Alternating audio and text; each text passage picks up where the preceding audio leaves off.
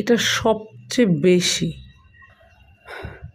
এমনি কি জীবনে কম অশান্তি? হ্যাঁ, এক অশান্তির জ্বালায় আরেক অশান্তি শেষ হইলে আরেকটা শুরু হয়। উফ, জীবনে তো এমনিই অশান্তির শেষ নাই, সারাদিন এমনিই মাথা ঘুরায়, আর তার মধ্যে এই ভূমিকম্প যোগ হইয়া আর না বলি কোনো কিছু। খাইতে নিলে মনে হয় এই হইতেছে, কোনো জায়গায় বইসে শান্তি পাই না, হাইটা শান্তি পাই না, ওয়াশরুমে পর্যন্ত যাইয়া শান্তি পাই না।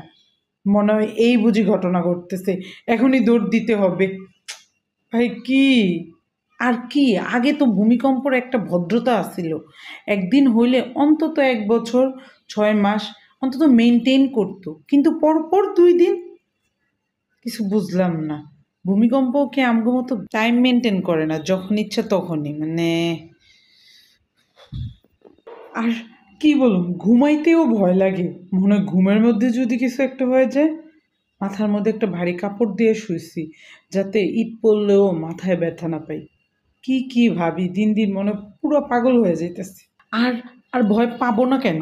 যে একটা ধাক্কা দিল, আমার এত স্ট্রং এই বাসাটা, এটার ওয়ালগুলোও ফেটে গেল। দাঁড়াও, দেখাতেছি। এই যে,